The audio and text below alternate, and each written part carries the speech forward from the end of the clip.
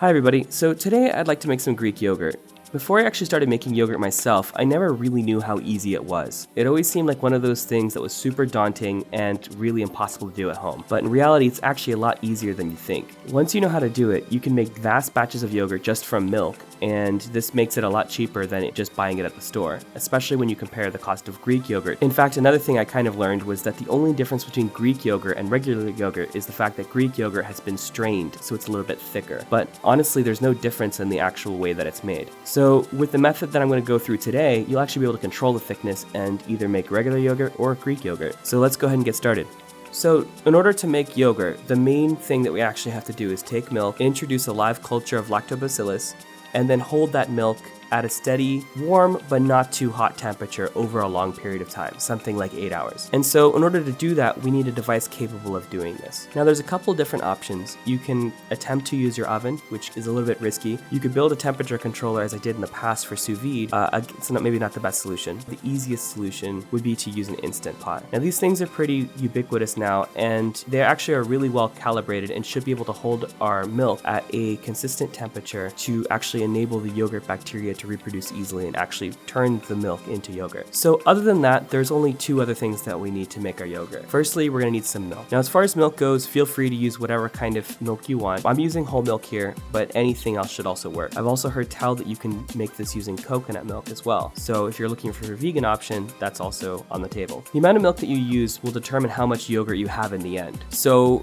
you can go for as large or as small of a batch as you want. Now the other thing that we're going to need is some yogurt bacteria. And this can be obtained by purchasing it off the shelf in kind of an envelope. But another solution is to use some yogurt that you may already have laying around, as long as it hasn't gone off. The key thing here is that we want a live culture yogurt, meaning you're looking for one of these yogurts that kind of advertises as probiotic or has a live culture, which actually has live lactobacillus bacteria in the yogurt. I here have some leftover Greek yogurt, and I'm going to use this to actually turn all of my milk into yogurt. Let's go ahead and start this process by pouring our milk into our Instant Pot. Now before we actually introduce the lactobacillus into our milk, we need to destroy any other stuff that may be in the milk first. Now commercially available milk in the US has been pasteurized, and it's really best if you're using as fresh of a milk as possible. However, it doesn't hurt to be safe here, so we're going to go ahead and bring the temperature of the milk up to 180 degrees Fahrenheit or 82 degrees Celsius to destroy any other critters that may have been chilling out in the milk. Now actually the Instant Pot does have a preset for this, so if you press the yogurt button, it will bring the milk up to a boiling temperature. Now I have a couple words of warning.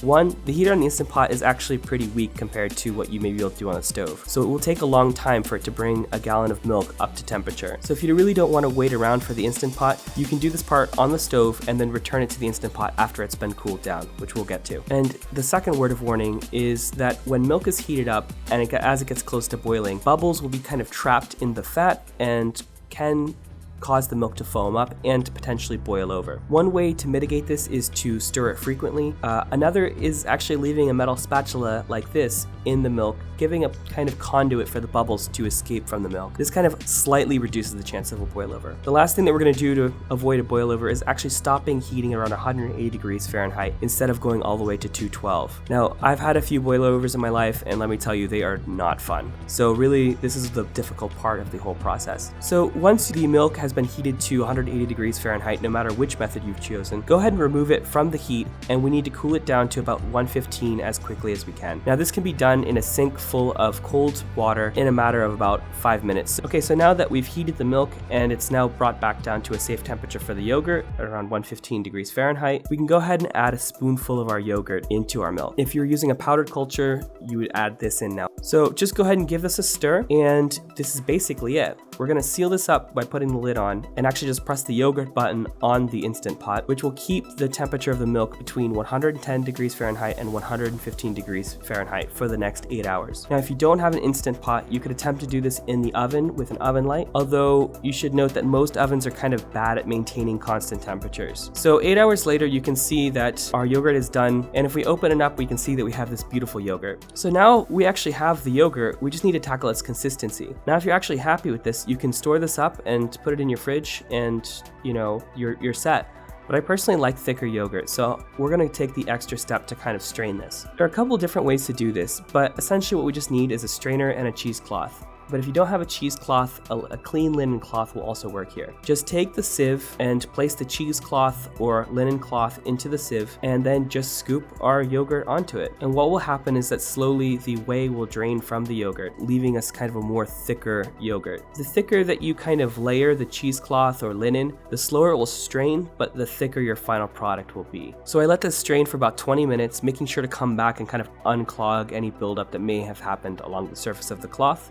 And you should really be able to see that at this point the whey has separated from the yogurt. You're going to kind of perform this process until you get the consistency that you're happy with, but that's basically it. This is yogurt. And the real beauty of this is that if you save a small amount of this when you're done or when you get close to finishing this up, you can just add it directly to more milk and make even more yogurt. It's a really awesome technique, and I think almost everybody who loves to eat yogurt should know how to do this. I hope you enjoyed this video, and please consider subscribing.